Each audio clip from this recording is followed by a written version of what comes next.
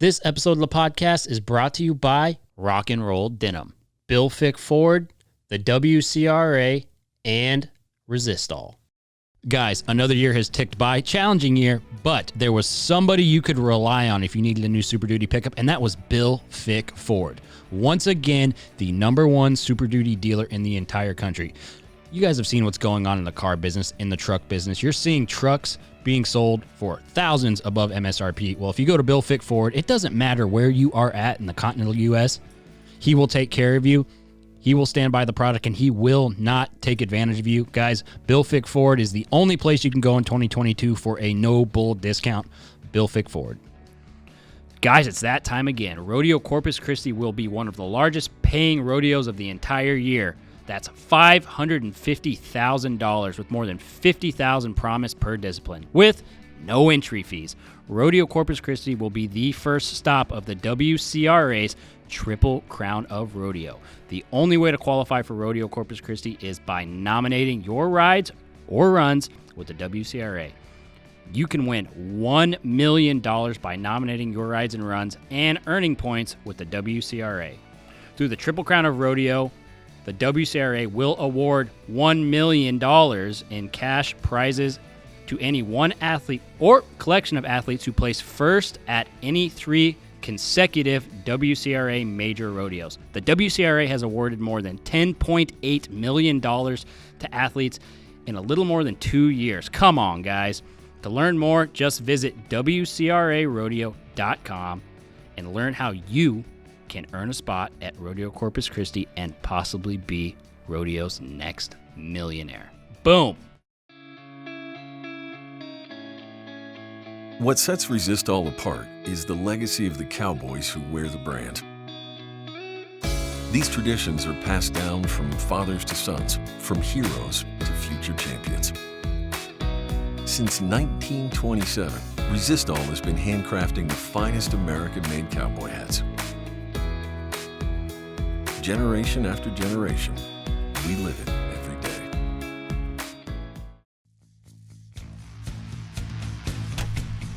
This is The Gauge with host Chance Conradu. Are you freaking serious? It's Conrado.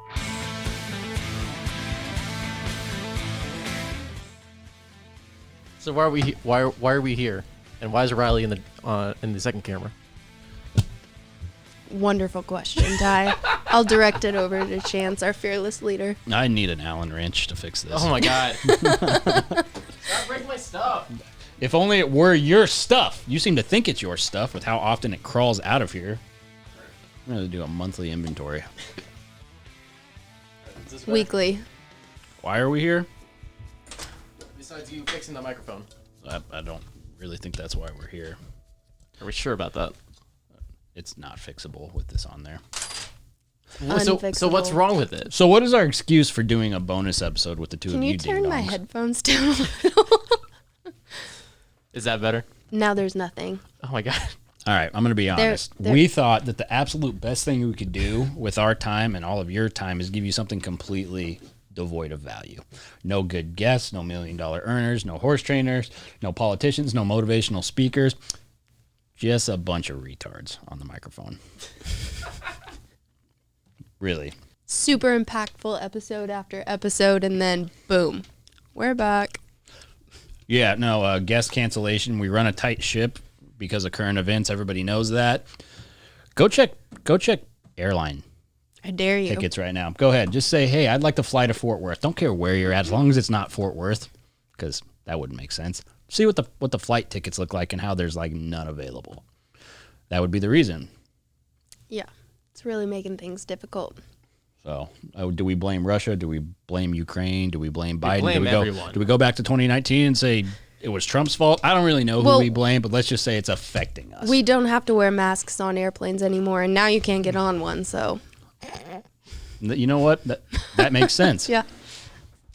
Anyway, not like anybody can afford to drive here. It's kind of like the California rodeos. They're just not the same. Yeah. Fuel is $7. That's been fun.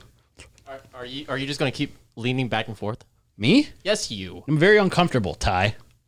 Well, can you at least hold a position or at least hold a similar No, area? I can't hold a position.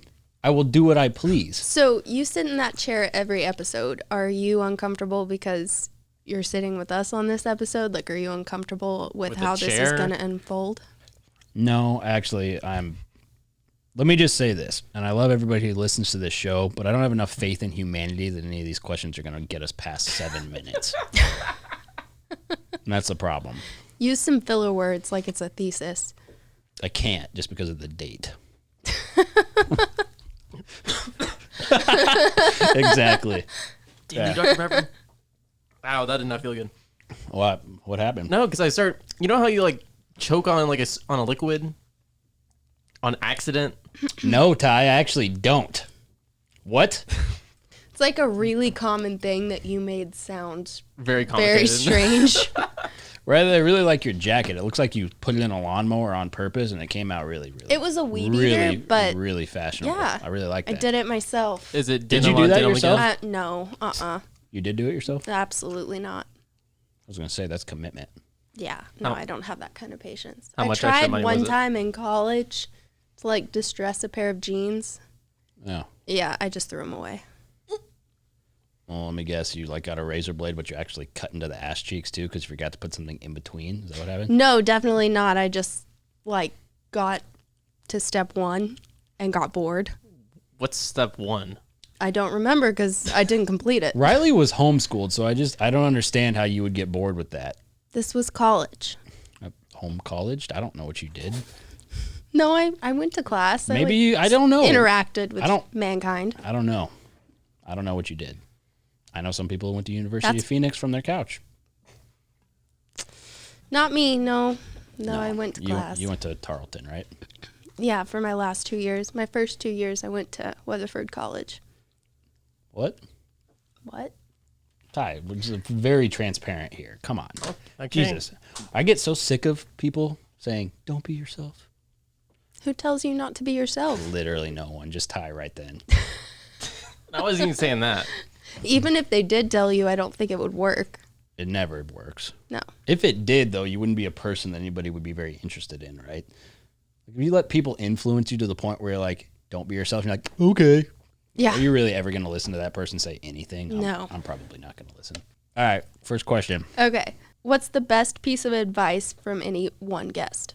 Best piece of advice from any one guest? I'm always gonna go with, don't give the squeaky fucking wheel any oil. It's a It's a good great one. line. It really is. Yeah. It is a good one. The other one for me is from the same. Is it maybe from the same episode? But no, don't give a shit what other people think. Yeah. Well, It's been reiterated. I don't know anybody who's super successful at anything who gives a shit what other people think. Exactly. I think that is probably life lesson number 1.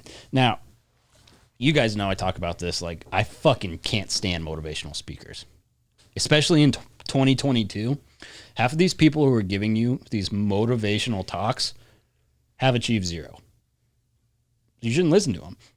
Like, if you're getting your motivational talk from people with big Instagram followings and nothing else, or big TikToks and nothing else, I hate to say it because they probably have a decent message, but you should look elsewhere. What gets me That's to not success. Yeah, or is motivational speaking is their success, but they don't have a whole lot of story behind that. You can't be a motivational speaker and your only qualification is being a motivational fucking speaker. Yeah. People are there's this whole culture that I didn't even realize existed until real recent of people whose life goal is to strive to be a motivational speaker.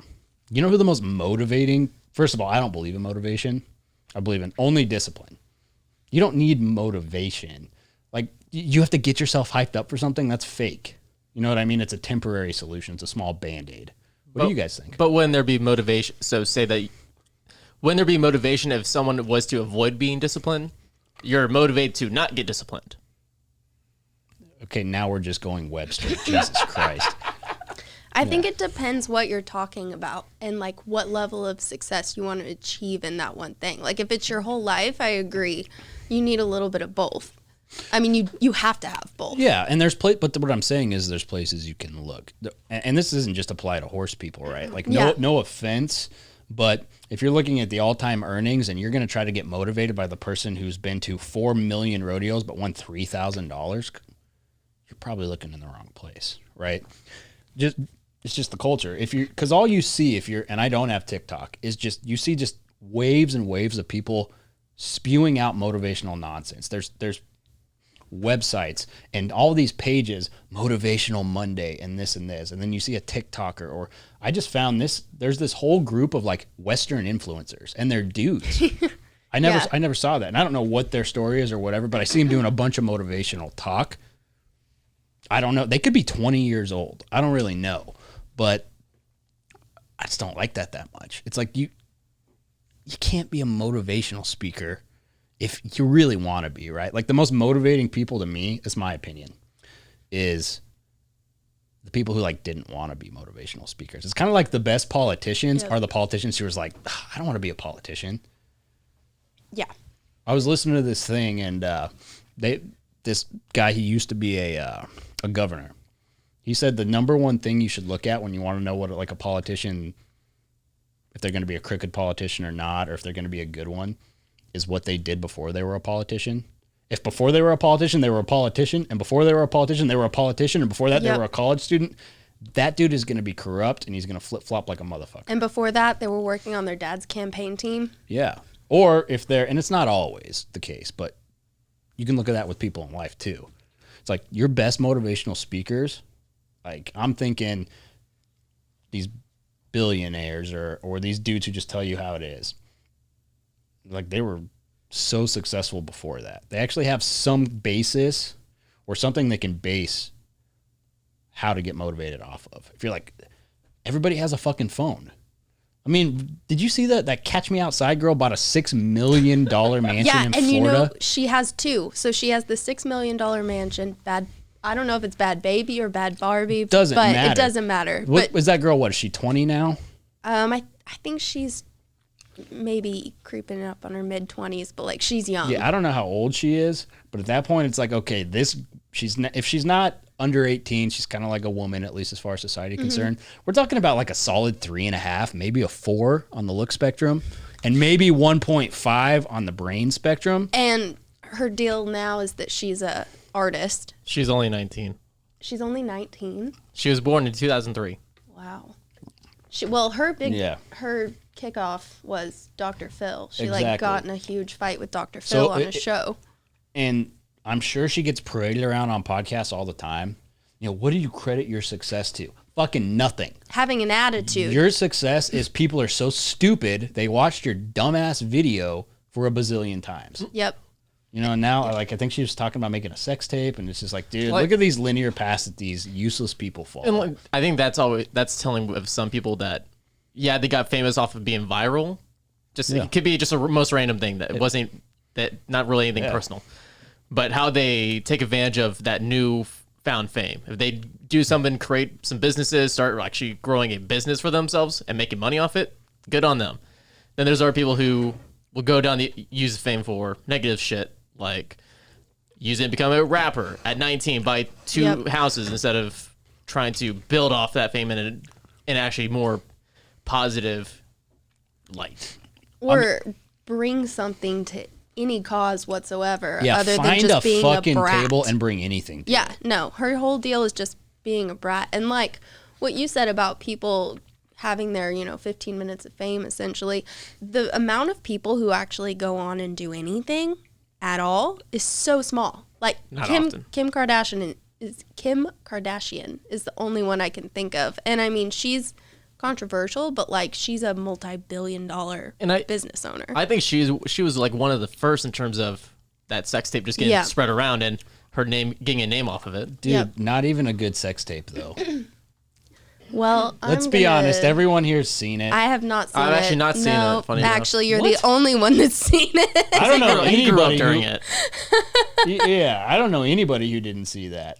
Now you know too. This is an average sex tape. Like you would think, just based on it was a rapper and like you had some money then, maybe a little bit better quality. Whatever, doesn't matter. I'm just saying, Pause. The sex tape for the level of success, it's not the best. Well, and it was also because it was, a OJ's lawyer's daughter or whatever. Oh, he did get a stack from that case. Mm-hmm. Probably most successful lawyer in history. Like, that was a head. He was covered in. You're amazing. Let's hear him. He died, right? Yeah, He's he dead. died. Yeah, he Yeah. died. Oh, Robert Kardashian. You want to be motivated? It's like, there's a good guy to get Yeah. motivated from. It's like, dude, I literally could get you off if you cut your wife's head off. I can keep you out of prison. Okay. I mean, if that's a quality you look for, yeah. It's definitely not, but there's probably more to be gained from that than Funny enough, have you? well, bad baby. he's incredible at his craft, or he was. Yeah. But, oh, wait, what was the question chewing again? gum. That's me. What was the question again? What was that first question? We really got off track. I knew we would based Best on piece of advice from a guest. Yeah. We're just waiting on yours. So don't let the squeaky wheel get the oil. The squeaky wheel always gets the most oil. Yeah, don't give the squeaky wheel Yes. the oil. I said don't. You know what the and then we went down this whole thing is like, don't care what people think. That's not really what that means. It does, but that's more about the loudest voice in the room who's shouting out against you or your product, you should ignore. Similar. Next question. Sorry. This is going to be rough. Based on the substance. That's a good tangent that we went down, though. At least Yeah. it's a positive tangent. That was only one question. It's just like these people spewing motivational crap. It's so cringy to me Really when they hate shouldn't. when people motivate me. How dare They don't. Like, I want to be motivated by genuinely achieved people myself. Yep. I'm not motivated by motivational speaking, and I'm motivated by a lot of what I see. What you see. Yeah, like, what's his name? Andy Frisella. I know a lot of rodeo people do that fucking 75 hard thing. I see that. Whether you agree with him or not, that dude has the right to speak on stuff. Tony Robbins has the right to speak on stuff. Elon Musk has the right to speak on stuff. There's people that you can get good motivation from. And anybody who has went through the work to get to the NFL. All right, what have we got? Who's your bucket list guest to have on the gauge? What, like if we got them on, we end it? Kind of bucket list? No, just like if you could pick anyone in the world.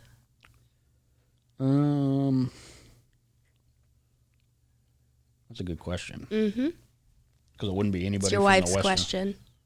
What? No, I'm kidding. There were several, but your wife did ask one of those.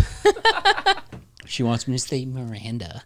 I would love to have Miranda. I would love to have Miranda Conrado on. Because I don't know anything about her. Yeah, I know nothing about her. That's hard. It is hard. I feel like it would have to be somebody so impactful that you could just like be done with this. For me, it's like you would almost have to break that up into genres. Like you can't ask me one person. Same with all the people that asked about our favorite episodes. It's like there's a collection of guests that you would have. Yeah. All different types of guests. Yeah, I mean, I hate to say it, but I think it would be the kind of person I could personally get the most from, and then burn this place to the ground. I mean, it would be somebody like an Elon Musk or. You know, it would have to be Joe Rogan for you. No, I feel like it would, though. it wouldn't be. It would have to be someone who It's like a once in a lifetime type guest. once in Yeah, a lifetime. Rogan's not once in a lifetime. I will be meeting Joe Rogan, so at some point, I know that it's just visualized. Yeah, it will. I know that. That's I your don't know when, motivational speaking right there. but it would be somebody that's just It's manifestation. yeah. Manifestation works, by the way. Really fucking works, especially when you have nothing. When you have zero and you want to get something, that's all you got is manifestation. That shit actually works. It's crazy. It's crazy. Really is crazy. But I mean, Elon Musk would probably be one of those guys. Yeah. Like if I wanted to learn the most from somebody in the shortest amount of time, it would have to be somebody of that level of intelligence and influence. Rogan's like 2.5 hours away. I'm like I'm like one person removed from knowing him already. Well, Elon's gonna be the same time distance with the factory. Yeah. By the way, it looks really cool. Oh, it's awesome. I drove by it last week. Fucking huge. It never ends. It doesn't. It's as long as the I-30 highway or corridor. Go ahead. All right. I'm going to spin off that question. Alive or dead? Like if you could have anyone ever. Oh, definitely dead. Well, I know, but who? Marcus Aurelius. I have no idea who that is. Me either. We are Please not the same explain. children. Marcus Aurelius? Yes, I guess. Go ahead. He was a creator of the idea of Stoicism. He was the emperor of Rome. In fact, he went down in history as the best emperor of Rome. So most of your modern ideas about stoicism and those ideas of like having your emotions in check all came from him. He was 10,000 years ahead of his time. Man, that really undermined what my guess was going to be. Who? I was going to say Robin Williams. Robin Williams. Guys, rock and roll denim has absolutely changed the game when it comes to the performance and style in Western jeans. Top competitors like Shad, Tim O'Connell, Shelly Morgan, you name it. Your boy right here, we're all wearing rock and roll denim. Inside and outside of the arena, it gives you the flexibility you need to win, as well as looking absolutely great in your interviews, appearances, whatever it is you're doing. Even when you're just doing podcasts like me. I had a chance to go to Rock and Roll Denim's factory the other day and pick out all the pants I wanted. Here's the thing. I got to try on a bunch of their new jeans. I love the men's Revolver jeans with the reflex stretch technology because they're comfy. They're not stiff like some of the other jeans. Go check them out at rockandrolldenim.com or follow Rock and Roll Denim on Facebook and Instagram for the newest trends in Western fashion. rockandrolldenim.com. All right, next question. What's the biggest obstacle you've overcome? Me personally, or You they might be personally. asking one of you. You. They didn't specifically say who they were asking. They definitely said Chance specifically. What is the biggest obstacle he's ever overcome? Biggest obstacle. The biggest obstacle I've overcome is lack of self-discipline. Wanting to fuck off all the time. That's the biggest obstacle that I've overcome. You know, I would say stuff like self-belief, but I think that is probably even secondary to discipline. Because there's a large time period in like my life personally, and I think a lot of people might be able to relate to something like this, where there was a whole bunch of shit that I could do to improve at a lot of things: roping, training horses, student, sports, relationships, anything at all. And I was like, nope, I'm going to go do this instead. I'm going to go party, or I'm going to go do literally anything but the stuff that should be done to make you a better person. So discipline, figuring out how, when you have that thought in your head, you know, the thought where you know you have something to do, and then your brain's like, don't do that right now. Yeah. Yep, everyone knows that. If you can figure out like how to not let that thought win, or let's say you're on a mission of self-improvement. You want to get jacked or you want to get shredded. Any of that. You know why that's one of the hardest things in the world? Discipline. Discipline. People can't get their mind under control, right? They just can't. When that craving comes in and you're like 3.5 hours into your new diet that you've started on the last 3,000 Mondays, everybody starts on Monday. Why? I don't know. They do. It's always Monday. It's like, I'm going to get that on Monday. Yeah, or New Year's. Or tomorrow. Yeah. Or tomorrow. And you always have the thought after you've already eaten the terrible food or all the food. It's like you're so full, now you can think clearly. So when you're hungry, you have to have the self-discipline to not to. To not to. It's really hard. Still working on that. Most people never get it. Yeah. Or there's times I don't get it. Everybody fucks it up, but You'll get it at some section, some stage, but you're never going to fully get over that. yeah. Yeah, but discipline, Yeah. self-belief, and then also like cockiness issues, removing those sort of things, that's all things I've struggled with.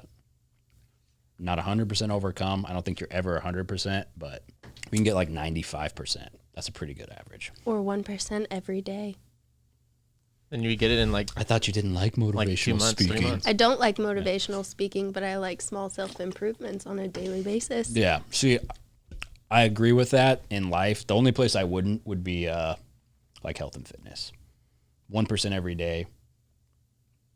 It's a cop-out. Some people don't like that. You can go cold turkey on eating shitty or not going to the gym. And your 1% a day, that's like your long journey, but you're 100% invested. Am I saying that correctly? I think so. I'm under the influence of things. Would you ever consider starting other podcasts? You know how many freaking people have asked me or us to do other podcasts with them? Yeah, Yes. a lot. I know. And so far, the answer has been, I don't have time. But at some point, yeah, maybe. We're doing other things, though. And I'll mention some of them, but we're partnering with the Cowboy Channel going forward on some stuff that is allowed to be disclosed now. Just can't say what or when. But it's coming exciting stuff. quickly. Ty, you were on the call today. That's exciting stuff. It's great stuff. Great stuff. So, yeah, I don't know how much time we'll have to do other podcasts. But at some point, yes, I'm sure there'll be more. This is not a question, but someone wants to see you two in a match race tying calves from the post. And I'm here for it. Why do they think that's going to be a fair competition? He probably doesn't. Let's see. No, he looks like he'd fit in pretty well. I'm sure he knows it's not a fair fight. Oh, great.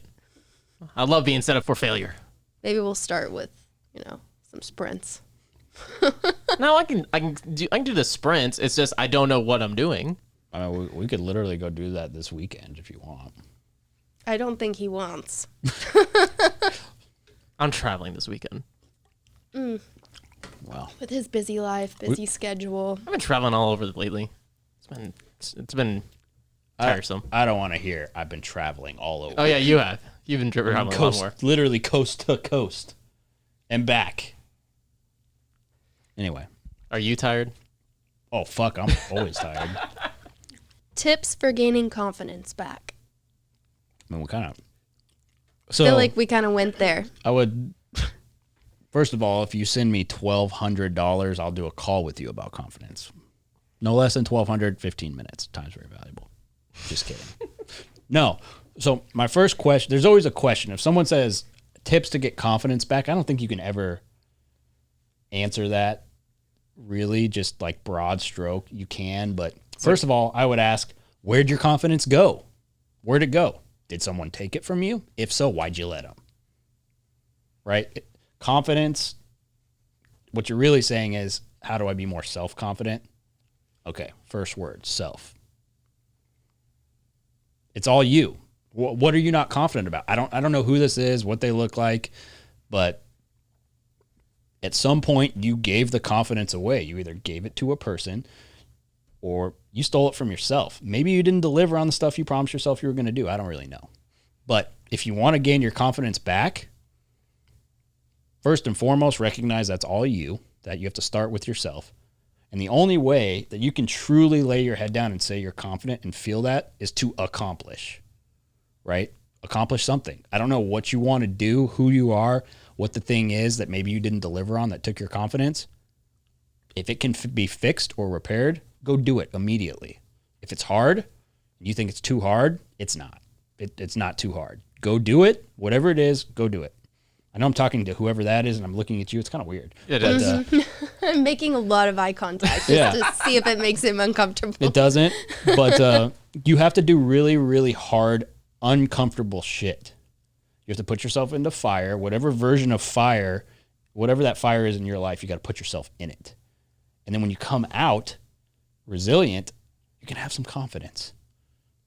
Right? Riley said the 1% thing. Yeah, you can gain 1% confidence every day. You can.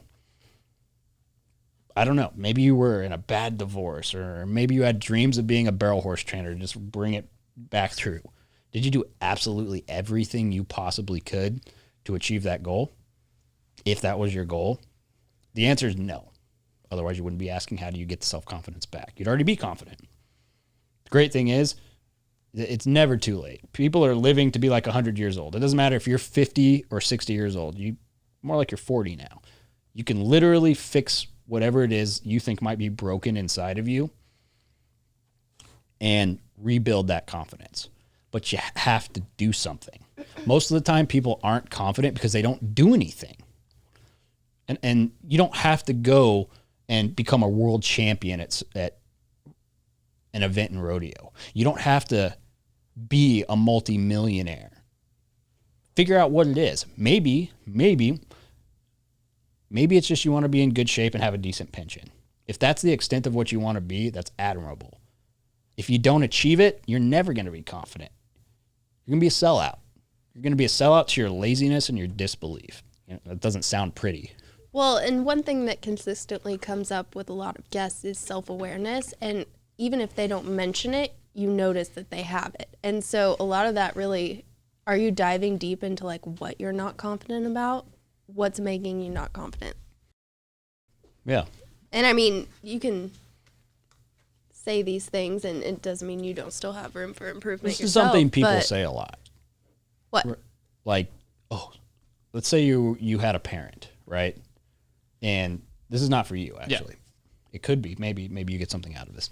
And maybe your parents indoctrinated you with self-hate or self-loathing. Self-doubt. Self-doubt. That you're starting behind, right? Because breaking those childhood brain pathways that are interjected in you in your formative years when your brain is still developing, really hard to get out of. In fact, there's a whole group of people called therapists and psychologists who make all their money off of that. All their opinions and their books are all based on what they've observed from other people. So it's really hard to break that. But if you can compartmentalize your pain for a little bit or whatever your fucking problem is, I say that as a term of endearment, compartmentalize that and look at the facts. This is something I've had to do. And my sister has had to do, and my other sister has had to do, and both my parents had to do, and probably their fucking parents had to do it, because there's a generational curse of just like whatever that shit was, and everybody has something like that. And there's something else I was gonna bring up, because, like we said, I think most people that lose their confidence a lot of it comes from self-doubt, and I had that from other things that didn't involve my family, where you just have sometimes your doubt on yourself can be pretty irrational, where you might be overthinking things. You might have a wrong perception that's not true. For instance, I thought for a while, I always thought I was doing a horrible job and I could lose my job at any second. That was just don't smile to that. I don't know if that seems wise of you, Ty. Yeah. No, but that, just kidding. But that self-doubt would really put me into bad anxiety attacks. Just thinking that I'm not doing a good enough job. When in actuality, I was doing fine. You kept reminding me I was doing a good job, but I had to I had to recognize that self-doubt and say, that's bullshit. It's not true. Here's the things why it's not true and why you're doing perfectly fine. You just got to be able to catch those self-doubts and understand where they're coming from and why they're probably not even true. Well, in your job, it's very easy to not to do, but to tell if you're doing a good job. If you decided to fuck off for the whole afternoon, it would be apparent. Everybody would know. Are you saying this from experience? What? Of catching me? No. I'm saying, like, if you didn't do a good job editing an episode, we'd know the next fucking day. You know what I mean? It's like, what in the hell? Like, you did not do this properly. Like, it's very obvious. So there's a lot of rationale that you can look at to figure out why you're doing a good job. It's not the same maybe for other people, but it's a great example. And then you can always find something that remind yourself of what people told you if they said that you were doing a good job. Just using that example, still, there's things that you just need to remember, you need to realize, and sometimes that will overcome a lot of your self-doubt.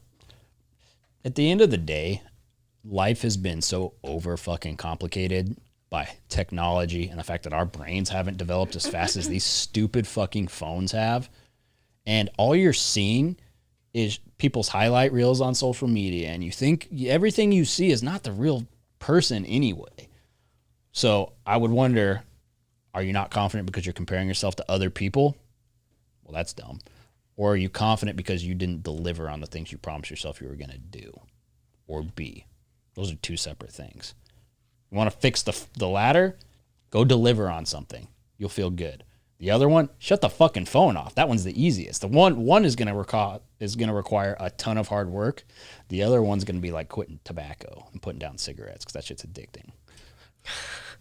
It is. Fucks with your brain. Anyway, next question. Throughout all of our episodes and guests, what has been your biggest takeaway? Like, big picture, one thing you've learned throughout everybody. It's reaffirmation that it all comes down to like a couple things: hard work and never quitting, and that self-belief. It's really that simple.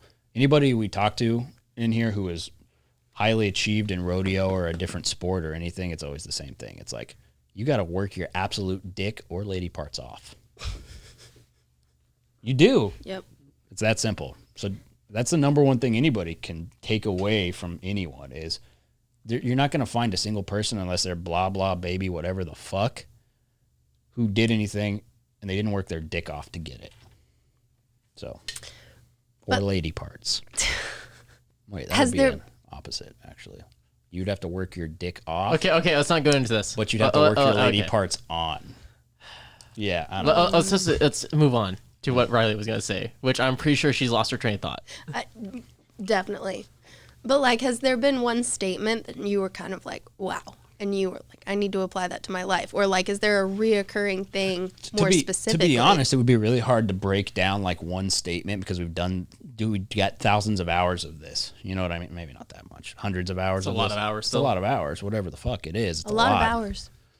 So it's just that reoccurring theme that all these people that we pull in here that other people idolize or respect or idolize and respect, they all had to work their ass off. That's what's so amazing about rodeo and equine stuff is there's no shortcut to that. Like, you're not going to go 90 on Bushwhacker or some bull. Find a name. Whoopa. You're not going to go 97.5 points on Whoopa or whatever. Do something that's literally 95%, 99% of the world is not going to last. They're not going to even overcome their fear. They're going to crawl off. They might not even crawl on. You're not going to do that without hard work. There's so many years of determination that go into going into that fucking 8 seconds that we watch and thinks like, great. Oh, wow. Maybe that's not so hard. Or training a barrel horse, any of these amazing barrel horses. There's so much time that goes into that.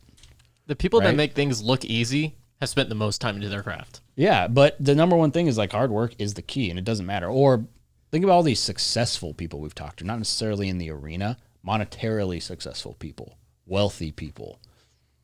Like, unless it's luck or a sex tape, as we've learned, it's just work, hard work, whatever that is. You want to be the best producer of a podcast, you're going to have to work really hard to hone your craft and be efficient. You want to be the best marketing director, you got to really get good at talking to people on the phone. You know what I mean?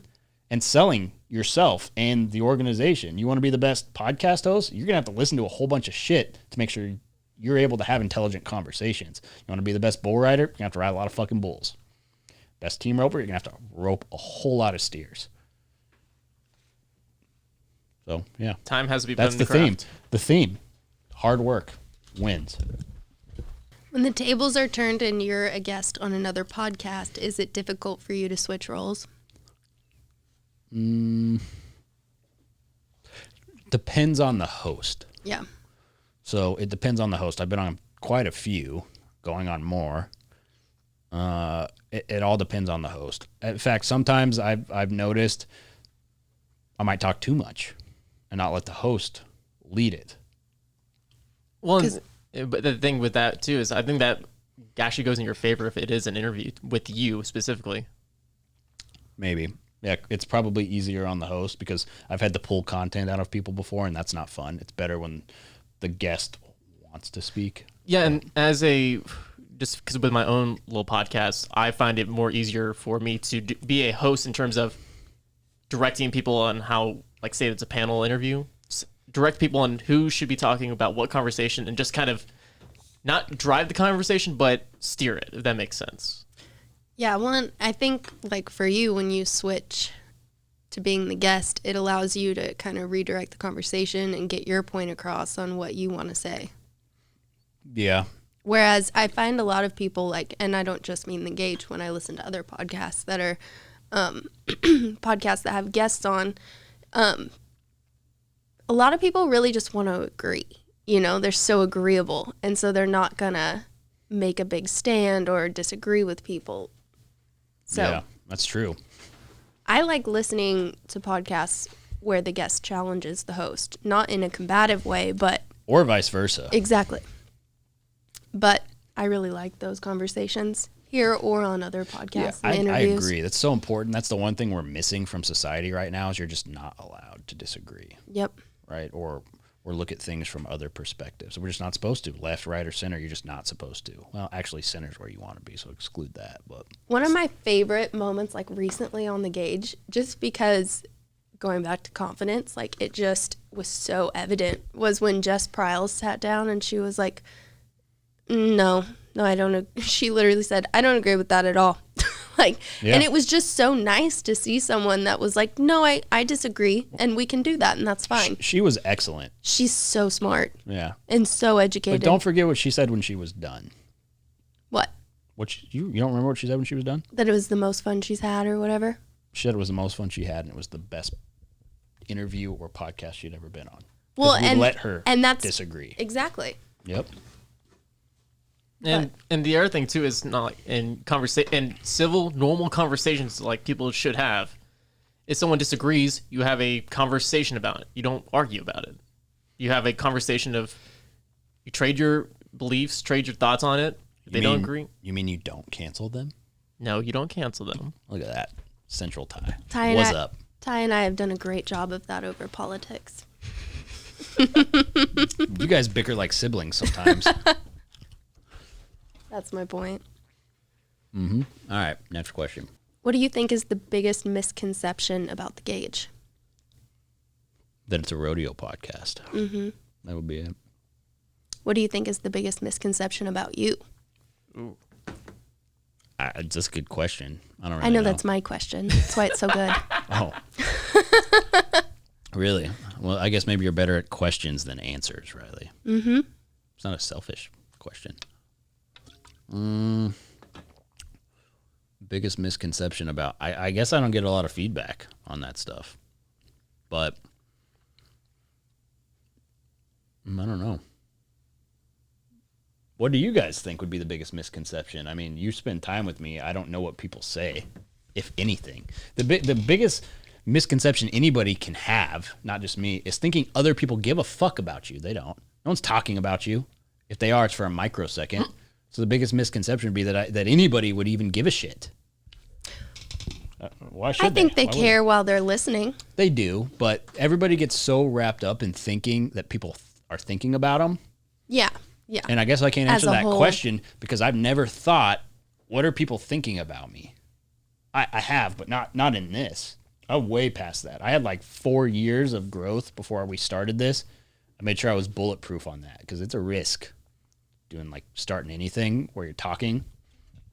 So I don't know. I've never thought about that. Not once.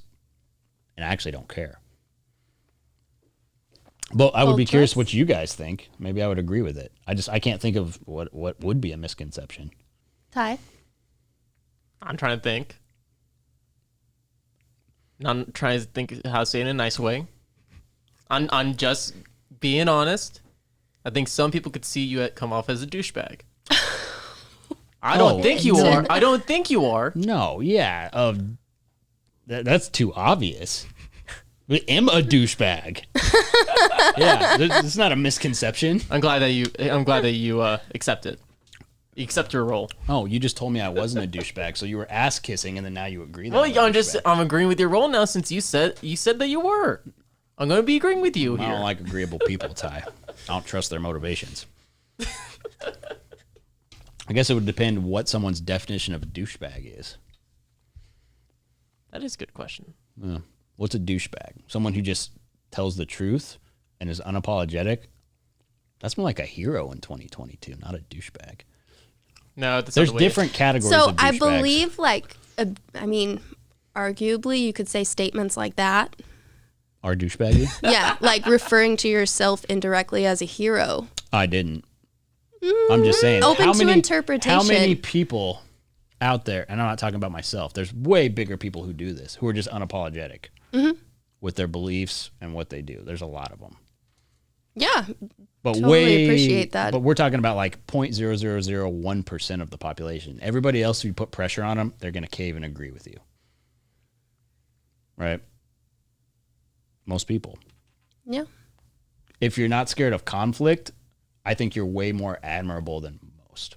Hero, maybe a bad choice, but I heard somebody else on another podcast say that, where he was referring to somebody who will invite different people on their show who they don't agree with. And the problem with ours is there's just not a lot of those people, but he would have like a communist on, then a capitalist on, then a Jew on, then I'm not going to say a Nazi person, but like whatever the opposite of Jew is that's not Nazi. You can say fascist. A fascist on, yeah. And then people would be mad at him, and he's like, no, I don't care what you think. Like, I want to absorb something from everybody, and I think that makes that guy a hero because he's not caving to what society wants him to do on the right or the left. I'm not referring to myself. I'm just saying. I think it goes adds to the definition of what you said, though. Not exactly towards him, but cockiness, being self-loathing of yourself publicly, and just unshameful in terms of how you conduct yourself around people. That would be douchebag to me. I think Jersey Shore, personally. That's what I think. Yeah, I think. Do you know who the fuck I am? I'm from Boston. GTL, man, GTL. But self-loathing can't go with confidence or being unapologetic, by the way. Self-loathing means you're a little bitch. That means you have a victim mentality, just so you know. That's what self-loathing I can see douchebags still having a victim mentality, though. Yeah, that's a douchebag. Yeah, somebody who wants to sell their sad story to everybody, to me, that would be a douchebag. Like, boo-hoo. Anybody who plays that victim role constantly and nonstop, we reward that victim mentality now. That's the problem. But anybody who plays that victim role and thinks they're going to be celebrated for it, that's a douchebag to me. But also me. I understand. Next question. I call those pansy asses, but Yeah? Call them what you want. it all works. They're all in like the same tier of this person's an insult. asshole. There's been people I've thought were douchebags, like at the gym or something, because they just have that look that you talk to them, you're like, oh, your whole view of them changes once they speak. Because they're on so many steroids, they just start weeping. And so, like, your whole mentality changes. No. Nope. That has happened, but that's not what I'm No, when they're like, you're like, wow, I thought you would have been a douchebag. You're actually brilliant. You know, Yeah. your whole mentality shifts as far as they're concerned. Anyway. I've only met one of those. The rest just really confirmed my assumptions. Yeah, well, Planet Fitness is not the place to go for that. To like meet inspiring gym people. It's not your fault, it's just where you live. I don't know. I met a guy who was a stuntman for Biggie Smalls and Tupac That sounds at the very gym, good. and he jumps out of planes. At Planet And he Fitness? works at Planet Fitness. Yeah. He has his own show on, like, Discovery. Now, that's just being a cheap ass. What? Going to Planet Fitness. Again, it might just be because of where he lives. There's Yeah, no other I gym. live in the area. So, debunking your hypothesis. With one reference. Just one. But, I mean, it's pretty cool. Biggie and Tupac? He hasn't been on this show, so apparently you didn't make a big enough impression on him.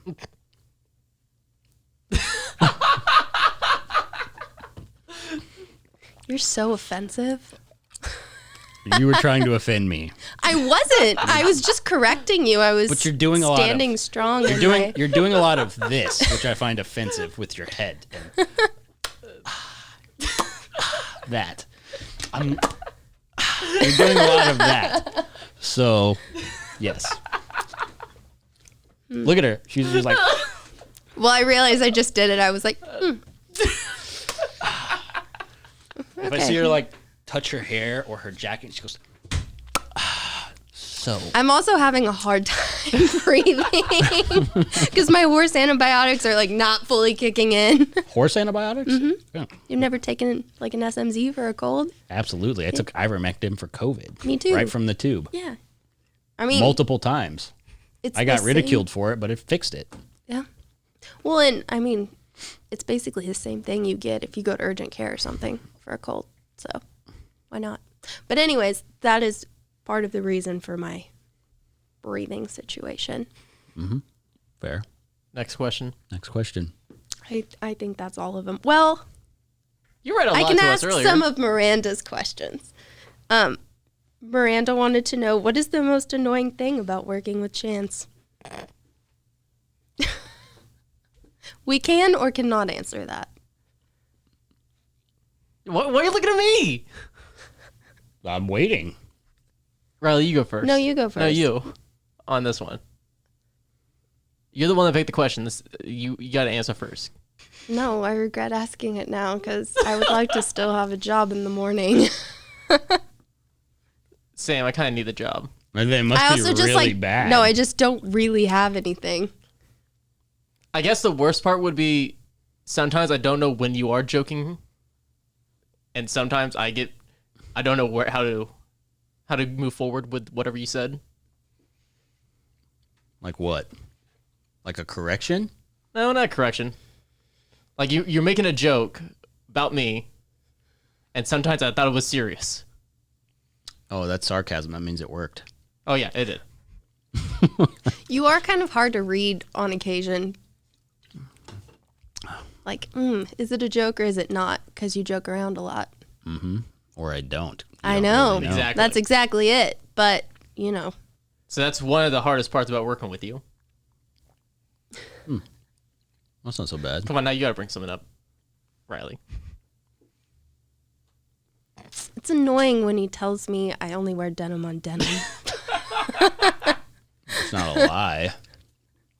I mean, denim on denim, so. I also said that I liked it. You did. You it's not very complimented annoying. the denim on denim situation. I think I have a problem with you, how you address people's outfits. I do think I have a problem with you now that I think about it. Yeah, that's fair. Sometimes I have a problem with the way people dress. But sometimes it's like normal. Self-expression is a wonderful thing. Oh, you It should have is. seen what he wore You know what yesterday. mine says? Plain. Denim on denim. You should have seen what he was wearing yesterday, though. It was... I thought the FedEx guy came in and was delivering a package. He was wearing the shorts. So he wasn't wearing his rock They and roll were denim. they were regular shorts. They actually were cut off. Oh, really? No, what happened is I go from work or from the gym to work. I forgot to pack socks, so I had to wear my longer gym socks. Dude had a high, like, No, up the calf socks. no, they were regular gym socks. Dude, it Right looked to like there. they were socks from the 80s. And it looked like you're What do your about to socks deliver a look like, package. Ty? They were literally, but I hate to say the wearing jeans, brand. though. I'm wearing I hate to jeans, say though. the brand. That's okay. They were literally Lululemon workout socks. I mean, like the bougiest of socks. That's why I didn't want to say it, but I Here like in their Texas, socks. anyway. You I know? like their socks. How funny is it? We were talking about all these celebrities earlier, and then I'm like, no, Lululemon is bougie. Like, they're rocking Balenciaga, Valentino. I don't know if Valentino makes socks, but I'm going to bet Balenciaga does. And they're probably have really no idea what you're spacey talking about. looking. I want to see your socks, Ty. All right, here's the socks. It says Denmark on it. Denmark. My parents got like a bunch of shit whenever they took a European trip in like 2019. Never talk about my fucking socks again, Ty. Well, it's just you don't wear long socks with the shorts that you were wearing, Like I said, especially in a color that was close to brown. black, You looked like UPS was coming in. black socks. You know, I think black you should, socks. No, it was a whole black outfit. Vans, very similar to that. Black shorts and just happened to be a black work shirt. Yeah. Black You on know, black. I think Oh, the belt buckle was something else. you should let that one go because he came from the gym. Like, he That was was doing a his literal, 1%. literal belt, Ty. Normal belt. Didn't have a buckle on it. It had a buckle on it. I'm going to bring that belt to work again tomorrow. It's a normal belt. There's no buckle on it. It's a regular ass belt. It was a diesel belt, for God's sakes. Anyway. It was a regular belt. I didn't see the outfit, so I can't vouch one way or the other, but Yeah. I've probably worn a similar outfit to the studio before. Vans, shorts, and a black shirt. All black. Pretty normal. yeah, It stood out. stood out. It would stand out to someone wearing a blue Saab shirt. Ty, do you wear shorts, or are you like a jeans kind of guy? Jeans year round? Jeans until it's unbearably hot, like in 100 degrees. So, I'll stop. Somebody else say something nice. Go ahead, say it. Let's hear it. So, Let's hear it. I was just gonna ask if when you do wear shorts, like, does everyone around you comment on your skin color, or You know, that's not fair because our entire culture has men who wear Wranglers even if it's 120 degrees. That one, 2 times a year when they go to a pool and you see the line on their neck and their arms and everything else is the color of snow. I'm not hating because I don't wear shorts. To that answer your often question, either. I do get jokes put upon me about my paleness. I do, Ty. I relate. I understand. We always worked Colts in shorts. For some reason, my dad in the summer, he was like, I'm not going to be uncomfortably hot. And so we always rode in shorts. Unless you were going to a rodeo, like in the summer, I just can't handle sweating my ass off. So I would rope or do whatever, and immediately pants would come off, shorts would go on. My Hate parents never sweating my let ass me off. because, like the horse show side of things and being a place of business, Riley, I was never allowed to do that. But also we had an indoor, so like what good would they have done me? You know? Yeah. Yeah, that's different for rodeo. But also, my parents never cared. Yeah. But, like, they never cared enough. And I never had these problems. No. Just but I have been ridiculed for years for not dressing to the Western code all the time. Still get that. Oh, what? You're not a cowboy. How do you know? I was like, because why are those cowboys don't wear Vans? I was like, maybe they don't. They don't wear cutoff shorts. Maybe they don't. But I do, and I don't give a shit. Okay, I know there's more Miranda questions. Yeah, but they're similar to other ones we've asked, and I feel like down our rabbit holes we've answered. A lot of duplicate questions. Is that the problem? Mm-hmm. Similar things? Similar questions. We need time for at least one more. I think we should probably go ahead and say if you asked the question about a guest, that was like 99% of them. You said, will you have so-and-so on? Or when will so-and-so be on? The answer is, I don't know, and sometime. We're working on it. Yeah. You know, I think we'll go back to misconceptions. I think misunderstanding would be a better term, but I don't think people realize how busy the type of people we have on this show, how busy they are. Like scheduling takes some time. So yeah, unless you've rodeoed, like really, really rodeoed, you wouldn't believe, like the fact that we get the ones in live in the studio every time, like you don't know what that takes. But it's not just the rodeo people. No, it's everybody. Like everybody, they're just so busy. So like, just imagine taking time out of your day to 1, travel somewhere most likely, and 2, have time to sit down with us at a normal time, and then go. Not to mention, they have to work around my ridiculous schedule most of the time. Yes. I will own that. Like my schedule sucks too, so it's really hard. Yeah. So pretty much everyone that was suggested, we're working on. So hang tight. Yeah. Trying to let it all work out for both parties, because that's something that's really important to us, is to make sure it works out seamlessly for the guest as well, because that's what helps us get the best content. And if you guys want to hear them twice, then they want to come back. So. Yeah, pretty much. It's not as easy as maybe it looks to the outside about doing an only in-studio podcast. Yeah, hopping on Zoom is one thing, but is another thing. But having people come in person, maybe sometimes states away, not easy. Yeah. Especially when they're always on the road. I mean, we got Felipe in from another country. True that. He's not the only one. He might be the only one. Is he the only one? I think he's the only one. I mean, we've had Canadians on, but not that from Canada right away. Yeah, they've moved here, or Australians that live here. Yeah. Yeah. Anything else? No, I asked my questions and everyone else's questions, and. Anyways. I don't know if it was better than the last one or not, but. Which one? The last bonus episode we did. Oh, God. No, probably not better than that. That was fun. Probably that one was good. Everything came out, flowed on that. This was awkward and uncomfortable, this whole thing. I'm not awkward or uncomfortable. Are you? At times, yeah. There's a lot of silence going to be cutting out of this that no one's going to be aware of.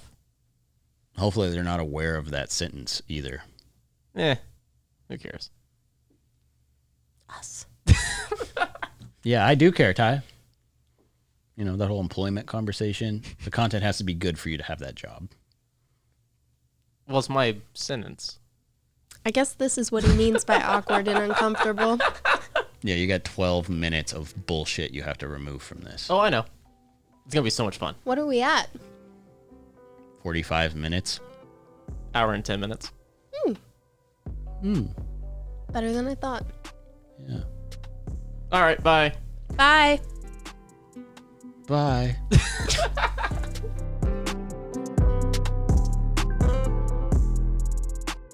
This has been The Gauge, hosted by me, Chance Conrado, produced and edited by our guy Ty Yeager. Shout out to the executive producers Dustin Pointer and Cody Denton. Marketing and content produced by Riley Chone. Make sure to rate and review this podcast, as well as follow The Gauge on Twitter, Instagram, and Facebook. And make sure to subscribe to The Gauge wherever you get your podcasts. We'll see you guys next time.